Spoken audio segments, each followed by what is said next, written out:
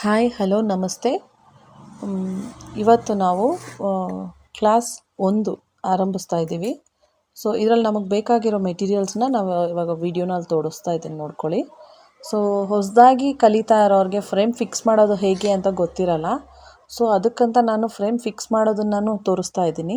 So ಫ್ರೇಮಲ್ಲಿ 2 ಭಾಗ ಇರುತ್ತೆ. ಒಂದು ವಿತೌಟ್ ಕೀ ಇರುತ್ತೆ, ಇನ್ನೊಂದು ವಿತ್ ಕೀ ಇರುತ್ತೆ.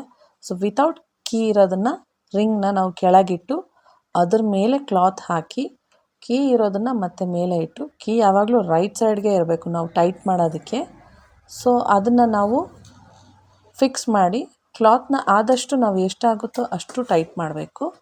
ಸೊ ಟೈಟ್ ಮಾಡೋವಾಗ ನೋಡ್ಕೊಳ್ಳಿ, ನಾವು ಕ್ಲಾತ್ನ ಸುತ್ತಲೂ ನಾವು ಟೈಟ್ ಮಾಡ್ತಾ ಇದ್ರೇ ಅದು ನಮಗೆ ಫ್ರೇಮ್ಗೆ ಫಿಕ್ಸ್ ಆಗೋದು.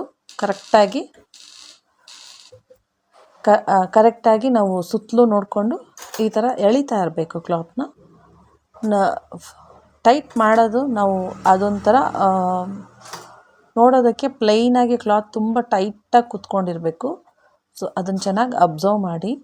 ಮಿಡಲಲ್ಲಿ ನಾವು ಅದನ್ನು ಸುಮ್ಮನೆ ಹಾಗೆ ಹೊಡೆದಾಗ ಸೌಂಡ್ ಬರಬೇಕು, ಡಮ್ ಡಮ್ ಅಂತ. ಆವಾಗ ನಮಗೆ ಫ್ರೇಮ್ ಟೈಟ್ ಆಗಿದೆ ಅನ್ನೋದನ್ನು ನಮಗೆ ಗೊತ್ತಾಗುತ್ತೆ. ಸೊ ನೋಡಿ, ಸುತ್ತಲೂ ಕ್ಲಾತ್ನ ಟೈಟ್ ಮಾಡಿ ಮತ್ತು ನಾನು ಕೀನ ಟೈಟ್ ಮಾಡ್ತಾಯಿದ್ದೀನಿ. ಆ ಥರ ಫುಲ್ ಟೈಟಾಗಿ ಎಳ್ಕೋಬೇಕು.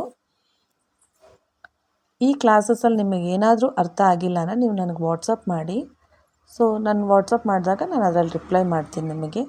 ನೋಡಿ, ಇವಾಗ ನಾನು ತೋರಿಸ್ತಾ ಇದ್ದೀನಿ. ನನ್ನ ಫಿಂಗರ್ ಇಟ್ಟು ಅದನ್ನು ಒಳಗೆ ತಳ್ಳಿದ್ರೂ ಆ ಗ್ಯಾಪಲ್ಲಿ ಸ್ವಲ್ಪನೇ ಹೋಗಬೇಕು ಕ್ಲಾತ್. ಸೊ ಫುಲ್ ಟೈಟಾಗಿದೆ, ಇವಾಗ ರೆಡಿ ಆಗಿದೆ ಅನ್ನೋ ಥರ ಇದ್ದರೆ ನಾವು ಸ್ಟ್ಯಾಂಡ್ಗೆ ಫಿಕ್ಸ್ ಮಾಡ್ಕೊಬೇಕು. ಸೊ ಈ ಥರ ನಾವು ಫಿಕ್ಸ್ ಮಾಡ್ಕೊಬೇಕು ಸ್ಟ್ಯಾಂಡ್ಗೆ. ಇವತ್ತಿಗೆ ಈ ಕ್ಲಾಸ್ ಇಲ್ಲಿಗೆ ಮುಗೀತು. Thank you.